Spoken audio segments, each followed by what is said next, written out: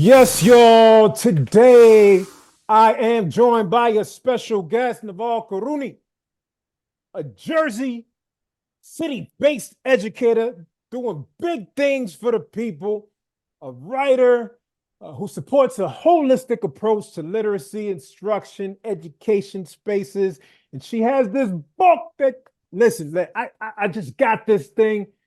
It just arrived yesterday. I do have the electronic version, but you gotta hold the physical copy. You gotta hold the physical. You gotta feel it out. You gotta flip them pages, people.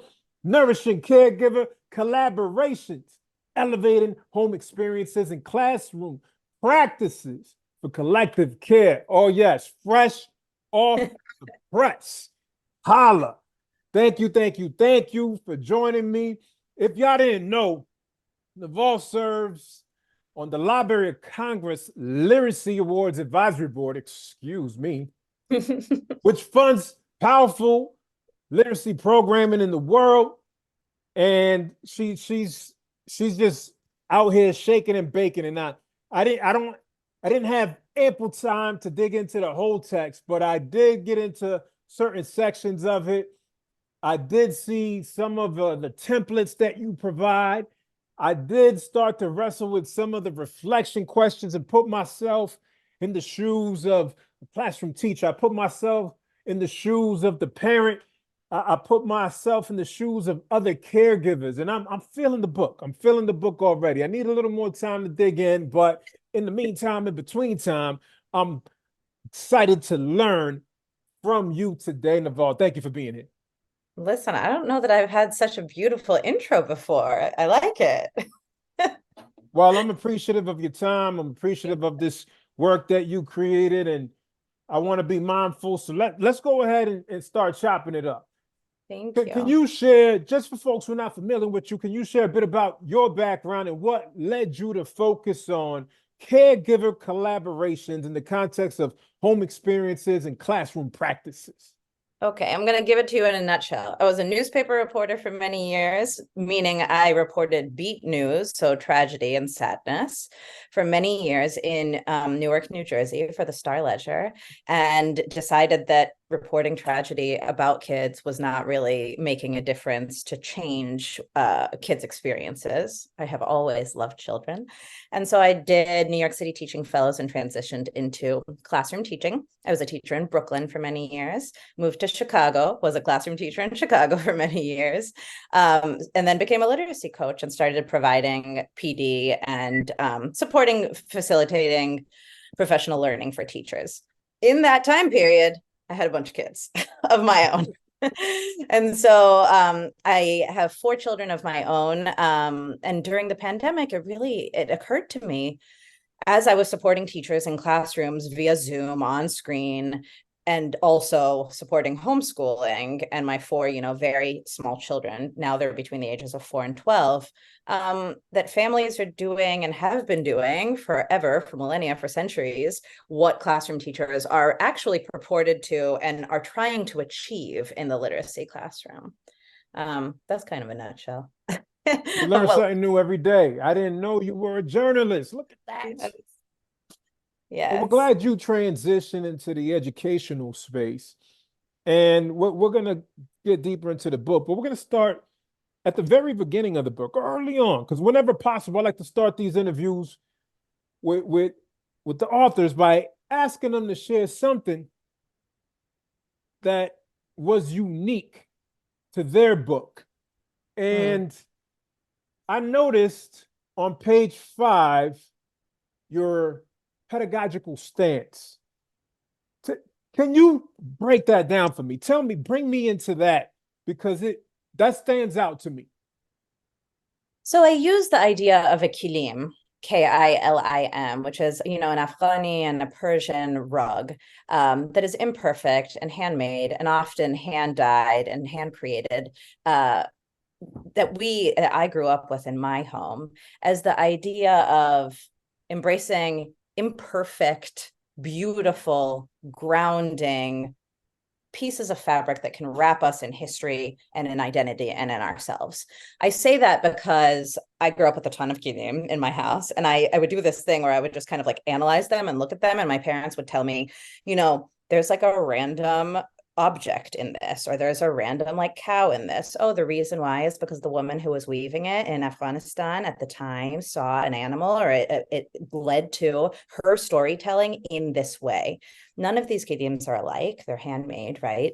None of them are perfect. They're actually like quite wonky. The ones that I had were like wide in one part and then small in another part.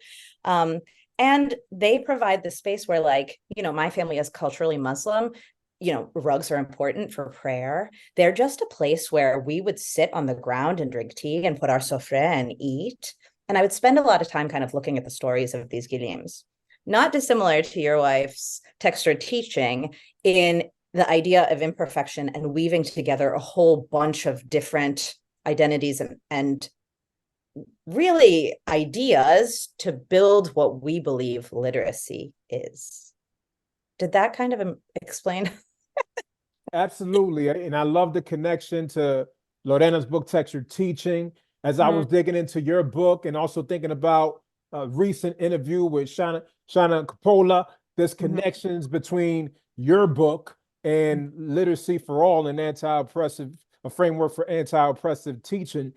Absolutely. There's connections also with Luz and Carla's book, and I know they wrote the afterword in your book also. So I love it because it just all comes together. And when I listen to you break that down, and I think about the kilium that I see throughout your book, particularly the first one, and you're talking about your grandfather and setting the stage there, it just makes me think. It really leads me to consider that there's beauty in our imperfections. And as my friends, my family, Quincy and Quenisha Lee would say, we are perfectly imperfect. I love that. And I think so much of caregiver collaborations and so much of classroom teaching is about letting go of the perfection and letting go of the control and letting go of what it has to look like or supposed to's, right? Using what we have as a guide, and then also letting the kids lead, and also letting their curiosities lead, and also letting the thing look different than what we expected it to look initially. Love it. And that's one of our values at Multicultural Classroom is lead with curiosity. That's one of the norms that we use anytime we do a training, lead with curiosity. When I do the workshops, writing workshops with students, I encourage them to lead with curiosity. And if we were more curious and we would ask questions and suspend our assumptions, we'd probably get further in terms of learning about others and making connections that can foster meaningful relationships. That's right. Exactly. That's right. So in chapter 1, titled Celebrating Families, Intrinsic Knowing, you state, the conversations we have with caregivers today still reflect the same biases, assumptions, and concerns that I noticed in my own parents 35 years ago. Even though our teaching methods are more powerful, perhaps we educators haven't done a good job communicating with caregivers what we know is at the heart of literacy instruction: a love of words, authentic reasons to write, idea building above polished finals, process writing over prompts, student talk above teacher lectures, all in addition to building an independent reading life founded on interest and intimacy. Break this down for me. What a quote you chose. That's a big one. Powerful. Oh my goodness. This really comes from what I want my own children, and my own children in the home, but also my own children, the children of the world. All children are ours. James Baldwin, of course. But isn't this what we want for our kids, to be able to actually use their literacy in the world? And so it doesn't matter to me that this is in Shauna's book as well, schooled literacy being so different than authentic literacy, than real literacy, and how we can get there. I am not calling this workshop teaching alone, but the most powerful classrooms that I've worked in Chicago and in LA and in the New York area embrace those components that you just talked about. messy process over polished finals, and revealing to families that these are the things that we value so that families lean into what they authentically do as well. Mm. And embracing reading life in a very expansive way. Reading doesn't necessarily need to be text. It doesn't necessarily need to be text on a page or books. My parents also didn't have books on the shelf, but what did we do? We observed the world. We dissected the world. Were curious about the world. We asked tons of questions about the buildings popping up around us and who was benefiting and why they were benefiting and who must have paid for it. And then we researched that. That is authentic literacy. And those are the tools we want for our kids, especially today. And your 12-year-old would argue that reading can be TikTok. Which I am trying very hard to also embrace. I feel my own push and pull as a caregiver of the traditional modes. And why do I say these things that my parents said that might not even sound, I hear myself and I say I sound like my parents. And Isn't it wild how that happens as we age? Oh, we're becoming more and more like our parents. It's true, but the educator in me knows that we need to embrace those social literacies so deeply. Maybe there needs to be a balance, dare I say, a holistic balance of embracing that my daughter now goes to TikTok for book recommendations. There's a real tension there. But I'm sure your daughter would be pleased to hear you say this. You better hope she doesn't listen to this episode. So in what ways do home experiences contribute to a child's overall well-being and learning journey? Kids spend a ton more time at home than they do with teachers, right? Like over the course of their lives, they're going to spend time with their families and they are observing parents, caregivers of all kinds, not just necessarily biological parents and the parents that birthed them, or right, any iteration of family is what I mean. And those experiences are texts, every single one of them. So the problem solving alongside a parent or a caregiver to pay an electric bill or to break down a medical bill is a text and is a learning experience for a child that then we can use in the classroom to understand the kid better, to understand what the kid does really well, and to amplify. I think families underestimate how much they're teaching their kids with everyday rituals and everyday passing on of traditions. And that might be like grieving rituals, and that might be kitchen table rituals and experiences in the kitchen. And that might be the passing of family traditions. That might be like the things that we do all the time as families that we don't recognize necessarily as literacy practice, actually being really incredible learning moments. So in my book, I try to break that down by providing a system that we can learn more about families and bring that into the classroom practice. And then vice versa, reminding and showing and sharing with families, oh, all of these things that you do naturally every day is actually what we're trying to also accomplish in the classroom. Yeah, that's great. And let's stick with this notion of nurturing home experiences and push a little more. And you alluded to this, but can you provide some examples of successful caregiver collaborations that have positively impacted a child's home environment? Positively and impacted a child's home environment. I think the idea of, so I do this thing called lab sites, family lab sites. And it's a really low stakes kind of invitation for families to come into the classroom and come into the school. And this is not like a literacy night. It's something that's like much more just like an easier post drop off. Come on in. We're going to do our mini lesson and families are going to observe. And then taking a pause and letting the families in on the thinking that went into that teaching.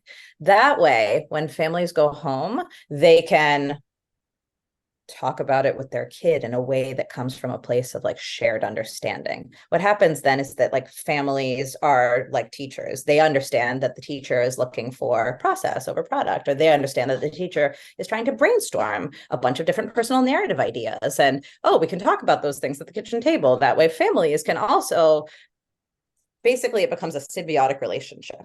I don't know if I'm answering your question exactly. No, I feel you. The creating space for parents to come in, see firsthand, experience firsthand, feel welcome in the school, but also receive the insight that they need to allow their investment in their child's education to be clear, to know what they're getting in return, to know what the kid's experiencing, and also to feel that connection with With their school. care. That's right. So the entire caregiver collaborations project stemmed from my getting an influx of money in Chicago public schools to do pilot programs Okay. after during COVID to make sure that the money in Chicago public schools for family engagement wasn't just being thrown at one-off experiences. So when I interviewed all the stakeholders at all of these schools, every school had a different set of needs, and a lot of the families had trauma with school themselves. So they themselves didn't feel comfortable, nor did they understand what was happening in the school. And they were a little bit like, you deal with my child because I've already not done school well. So the idea of caregiver collaborations really stems from breaking down every possible wall. So when you said welcome in the school, that's everything. That's like teachers not being on stage. That's like providing a bunch of different drop-off times because families are also really busy. I joke that like I am not deemed a engaged caregiver in my kid's school because I don't go to the events because I'm like traveling to talk about family engagement. so family engagement The irony. actually doesn't need to happen in the school. Family engagement we need to redefine family engagement. So what it means is families are engaged with their children, period, in literacy activities, period. And so, yeah, the idea of caregiver collaborations and lab sites, I do like drawing neighborhood maps with families alongside the children, and then brainstorming and remembering all the different moments that happened there. And then that becomes the fodder for writing workshop, for writing the kids' personal narratives. But if the parents are at the beginning of the process with their kids and there's value in the shared pen, like together they're drawing the neighborhood, you should hear the powerful conversations that come out of these, because then in any language, right, kids are telling like, remember that time when, remember another time when, the family is saying that, there's a sibling on the hip, I'm carrying another sibling on a hip, another sibling from a different grade level came into that lab site as well because it's a family affair and it's intergenerational. That's one of the main tenets. And what happens when families are part of that writing experience? Then as things come home, they have more context to talk about their kid, talk about the work with their kid also, right? I love that. And that sounds very similar to some of the work that I've done through the Bread Loaf Network, through Andover Bread Loaf and the Bread Loaf Teacher Network, especially when you started talking about engaging them in writing in any language, right? That's a powerful thing. Like encouraging folks, empowering folks, letting them know, like, no, we want you to tap into your native language, even if we don't necessarily understand what you're saying, but we want to hear the beauty that comes out of your mouth and the passion that comes from you when you're speaking, writing, sharing in your native language. That's right. It's okay for us to feel a bit of discomfort around that because we're not familiar with your native language. If we feel so much discomfort, maybe maybe that discomfort should push us to actually get to learn somebody else's language or another people groups, another culture's language. That's right. And this comes down to the idea of breaking down barriers with families and caregiver collaborations and understanding families. It has to start with us unpacking our own biases around what families need to look like, sound like, and act like. Because if we think that families have to look a certain way, we communicate with families differently as classroom teachers, inadvertently, without you realizing it.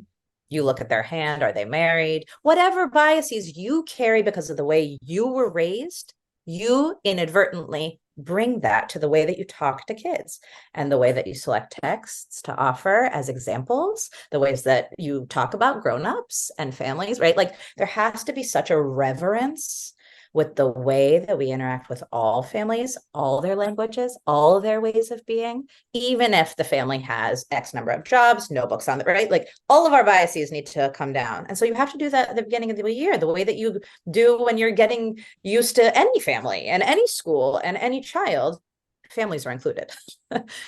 And beginning of the year across, right? I'm just saying it's like part of the lexicon that we are, needing to bring up when we're understanding kids in our care.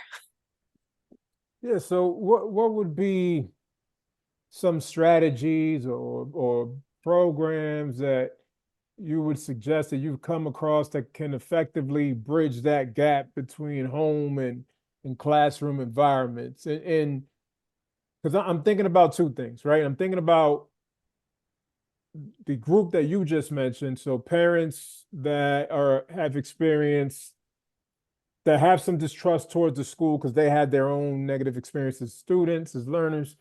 But I'm also thinking about teachers, especially like new teachers or teachers who are in a new environment, but they don't come from that environment. So there's some disconnect there. Totally. So what are some strategies or programs that folks should be considering? I don't know that there are any programs, but there are some activities that I do with staff when I start any kind of work. And it is things around close your eyes and imagine what a family is to you. Like when I say that word to you, what do you envision? And then drawing it, mapping it out, like really fleshing out what sounds do you hear? Are you in a certain location? Who or what is there? Like why? And then comparing it to everybody else is around you. And you never have two of the same. And you always have especially different ones if you do this activity alongside families or you do this activity alongside kids in your care, if especially the teaching body is different than the student body. And so you have to kind of like do those sorts of activities to unpack it and put it down before you begin interacting with families. And then I think really arming families with advocacy questions. There are so many families who don't know what kinds of questions they're even allowed to ask, or what you do know how many friends I have with the social capital and clout to ask me what's going on in their kids' classrooms. Imagine families who don't, right? So at the start of the year or anytime you interact with a family saying, these are the kinds of questions that you can ask about your child's process, about your child's growth, about your child's reading, and it should always stem from understanding the kid. I mean, I think about let me not just say the flip side, but another cohort of families that maybe have like toxic relationships with schools and demand a lot from schools because they are used to demanding a lot from the staff and the admin, and it's a different kind of but this is what I want for my kid and this is what should happen, right? And so it's no different. You still need to center the child's process, growth, imperfection, their own social literacies, what's happening outside that kid's school, right? Like it's the same. It's the student at the heart, it's curiosity at the heart, and it's knowing the families. I think like success is super defined by how we were raised. And so that will affect how families come at school, right? And so I just think like reflection time and around family engagement is a necessary piece of our school and literacy puzzles. So I hear you. I hear you. Definitely. Reflection time is key. I want to get into common challenges. Help us understand the common challenges faced in promoting caregiver collaborations and how these could be overcome. I think the main one is surface fixes and one-offs. Like surface fixes, and one-offs. All right, say more. So sending home a newsletter, because that's what we do all the time, and then that paper gets thrown away, is like literally not the way that we collaborate with families. Having a guest reader, and that's the one thing that we do. And that's fine. That's great. How about a guest storyteller? A perfect example is my mom. My mom comes and supports my house, thank goodness, when I travel for work. And so she went into my daughter's, almost 5-year-old class, and the teacher said, like, so she's going to read a story. And I was like, oh, no. My mom will not read a story because she doesn't feel comfortable with her own reading ability in English. And so she's not going to do that. Like, she just won't. Can we call it guest storyteller? Like, can she do something else? Something that she's really, my mom is an artist and she's into art. And so she did like a painting storytelling experience kind of with the kids. And she winged it, but it led her to not being stressed and anxious when we called it something different. And so those kinds of like traditional ways that we collaborate with families, if they're not working, they're not working. When I did all my interviews, when I work in Chicago Public Schools, we have things like, we have like lunch and learns, or we have like a donuts with the principal, or families don't come. So instead of just saying families are not coming, they just are not engaged. Why are the reasons? Like, why are families not coming? Is it because we need an evening one too? Is it because we need a Zoom option? Is it because they don't have childcare? Is it because we have to dig into all the reasons why? So that's the surface level engagement with families that is not actually engaging the child and the family in growing literacy. That's just surface. So, I mean, I think those are the things, like remembering that a one-off literacy night is not going to move the dial around literacy practice with families. Just saying to parents, read with your kid 20 minutes a day is not the only kind of like achievement that we're trying to engage families in. What are the actual things? We're trying to really get them to like be excited about storytelling. We're trying to get them to, like, if they watch a movie together, ask a ton of questions that then we can use as classroom questions for text, right? We're asking like that families lean into what they already know that they're really good at. For example, making a date cake, which is like something that my neighbor does really well, and writing those steps out alongside the kid. That's real literacy, because that then shows up in the classroom in a bunch of different ways. So I think it's just like redefining. I think it's redefining what engagement is with families. Redefining what engagement is with families. Can you give us a quick definition of what engagement is with families, just based on the content of your book? So I don't even really like the name engagement. That's why I call it collaboration, because I think engagement sounds really transactional. Engagement sounds like I've engaged with you, you've engaged with me, and this is just like, we're done now. Right? As opposed to we collaborate and we build on each other, and you learn from me and I learn from you, and it's continuous. And P.S., I also make a ton of mistakes and I don't have all the answers, but will you think alongside me about this? I think families, this is like one of the questions I get all the time when people hear that I'm a family expert. They like want the actual, what can my kid do to blank? And almost every single answer is, your kid is okay if you love them, ask questions, provide additional example, like troubleshoot alongside the kid, right? Like it's always around not actually having an answer. That's real. That's real. All right. We're going to shift gears a little bit. If you had the opportunity to have lunch with anybody, dead or alive, who would it be and why? I thought about this one. I can only come up with family members who are gone. That's all Family right. That's who all I right. miss. That's it. I would love to go back to my grandfather who died, in his 50s, and ask questions about my mother and ask questions about my past and Iran. And he was a teacher. He's pictured in my book. Family legacy. Oh, I would love that. Goodness, I would love that. That's what that's what I would like to. Families. I thought you would mention your grandfather. Really? Yeah, based on I what I read early on in the book. I think that there's a fine line between those who are gone and those who are here with us, almost more present in my life now that they're gone. I would love to have a table full of my relatives. Beautiful. So for those that are listening, what is a message of encouragement you want to offer them? My message of encouragement is, if you are asking yourself questions about how you might do something better, you are starting from the right and the best place. Like reflection and growth, a commitment to growth, I think is like the number one important message. And so that's my encouragement, is if you're asking, if you're reading, if you're collaborating with, peers, then you are on the right track. When we are not growing, I think that we're languishing. And where can folks purchase your book, Nourishing Caregiver Collaborations, Elevating Home Experiences and Classroom Practices for Collective Care? Goodness. You can get this book at Routledge. You can get this book on Amazon. You can get it at bookshop.org. You can get it at Barnes & Noble. I'm just so appreciative. Thank you so much for your time.